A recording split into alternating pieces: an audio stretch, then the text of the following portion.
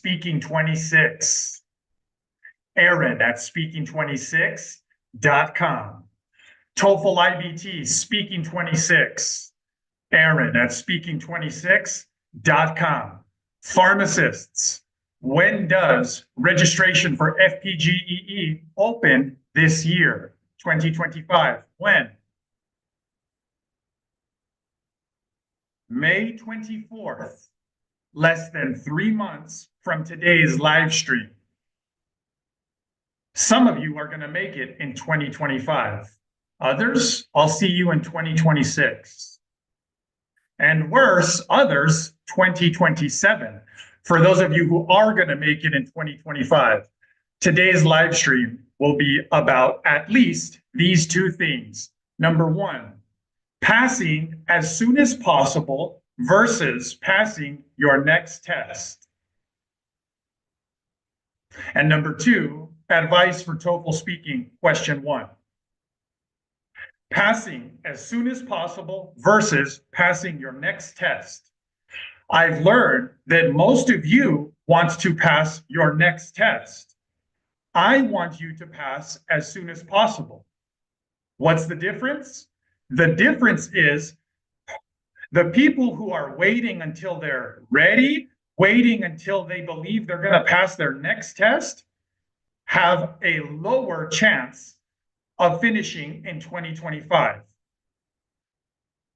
On the other hand, the people who are willing to not pass and use that not passing experience as a stepping stone, as a building block to pass their next time, those are the people with the higher likelihood of finishing their TOEFL for FPGEE this year in 2025. I have learned that it is very hard for many of you pharmacists to take the TOEFL and not pass, even though FPGEE doesn't care how many times you take it, even though CVS and Safeway and whatever doesn't care, you, for some reason, do care. Can any of you tell me, can any of you pharmacists tell me any negative repercussions to taking the test 3 times over the next 3 months instead of only once at the end of 3 months? The difference between as soon as possible versus your next test. Can any of you tell me any negative repercussions that come from that? If you can, send me an email because I'm always open to learning. But I don't think you can tell me that FPGEE, NAPS, CVS, SAFE, I don't think you can tell me that any of them care. I think I can tell you that you're the one who cares too much, that you're the one holding yourself back. Aaron, it's hard to take the test and not pass. That's because you are choosing an attitude. That's because you are choosing a perspective that does not serve you. I would rather you have a perspective that does serve you. Okay? On one hand, here's the person who is going to pass as soon as possible. Over the next 3 months, this person is going to take the test 3 times.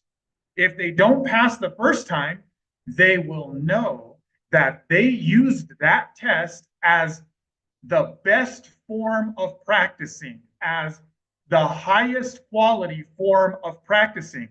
They're going to use the next test that they don't pass. Of course, they're going to try to pass, but just in case they don't, they're going to use it as a building block to pass faster than the other person who's waiting until they're ready, who's going to wait until 3 months and not take advantage of the time they had before that. Do you see how the person who's waiting until they're ready for their next test, which you'll never know you're ready, do you see how that person is, do you see how that person's psychology, their weak mindset, do you see how that person is letting their ego and comfort zone get in the way of themselves? It's not their accent, it's not their grammar, it's not their speaking rate, it's their mindset, it's their lack of a better perspective that's holding them back. Be okay with not passing this test on your way to passing as soon as possible. If I were you, I would be taking the test about once every 3 weeks. Some of you, once every 2 weeks, others, once a month. You can take the test once a month, but you don't because you have to tell your husband or wife that you didn't pass, or you have to tell your parents that you didn't pass, or even worse, if you don't have to tell anybody, then you're not doing it because your ego is too fragile.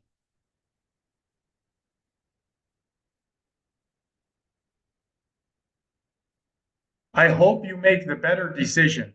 And instead of thinking you're going to wait until your next test when you're ready, go watch my videos with all the pharmacists that I helped pass and realize one thing. When they took that TOEFL that they got 26 on speaking and finished all 4 of FPGEE's requirements in one sitting, when they took that test, they did not know that they were going to pass that test. About 1 week later, about 6 days later, when they got the results, they were happily surprised. They didn't go into that test knowing with 100% certainty that they are going to pass that time. No. Instead, they went in bravely to pursue their goals. They had the courage to pursue their dreams, meaning they were willing to risk failure. And that's why they are further along in the process than you currently are. If you're not willing to risk failure, then you don't deserve it as much as the other pharmacists who are willing to risk failure. Speaking26.com. The second part of this live stream is about advice for TOEFL speaking question number 1, TOEFL IBT speaking question number 1. This week, I was helping a pharmacist on his way to getting 26 on speaking and finishing his TOEFL for FPGEE's requirements, 2025.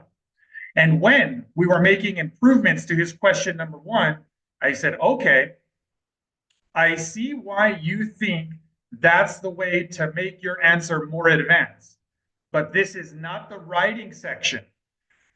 In the speaking section for 26, I see why you think, or I see why you would blindly take the advice of tutors and teachers who have not shown as many verifiable humans getting 26 on TOEFL IBT speaking as I, Aaron, have.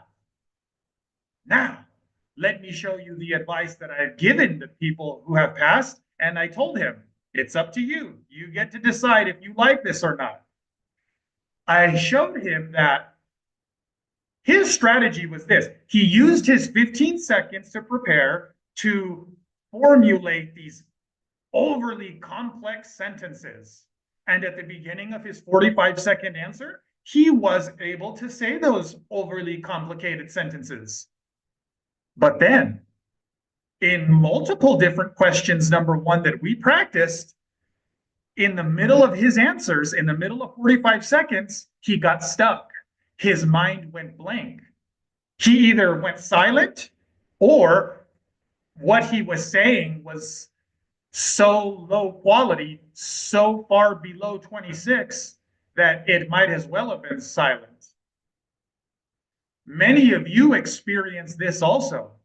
Anytime you've had a 45-second answer and have not been able to finish it, anytime you consider the small amount of time that is 45 seconds to be a long period of time, I know it feels like a lot to you guys, But when you're thinking objectively and rationally, you know that 45 seconds, not minutes or hours, but 45 seconds is a short period of time.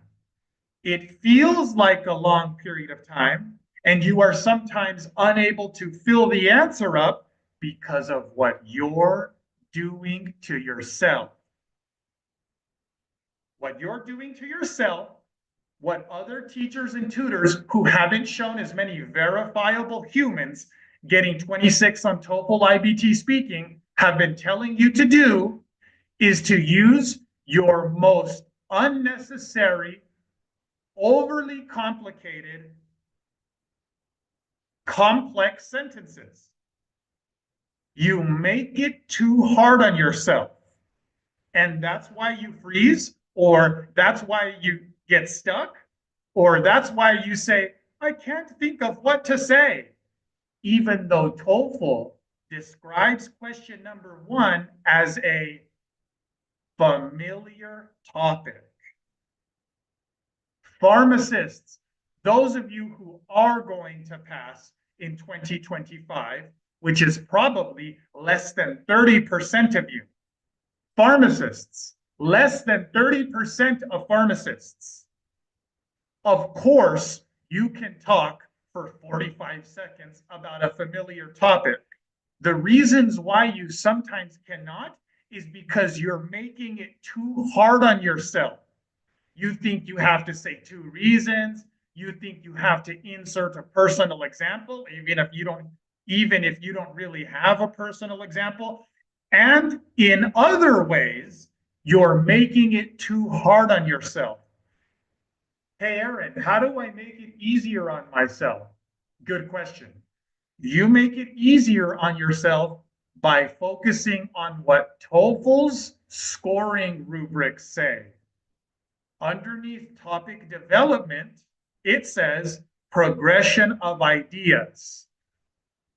Focus on progressing your ideas. Hey, pharmacists, the less than 30% of you that are going to pass in 2025, you have ideas. You're an adult, you're not a child. You're an ambitious adult, you're not an unambitious adult. You have graduated.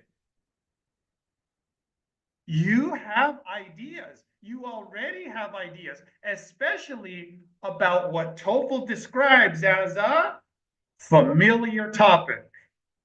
Like the topics on TOEFL IBT, speaking question number one. You already have ideas. If you will allow yourself to use your natural fluency, the thing that other people have gotten you to incorrectly view as not academic enough or not advanced enough, once you allow yourself to access the natural fluency and ideas that you, of course, already have, you will be progressing your ideas better in a higher scoring way, more automatically, just like you want to be. Okay? So stop putting so much pressure on yourself for every sentence to be genius. This is not the writing section. It's the speaking section, and you benefit the most by having confidence and by speaking in a good flow. At any point in this live stream, did you feel like I constructed a sentence that was complex and flexed my speaking fluency muscles the most to try to impress you?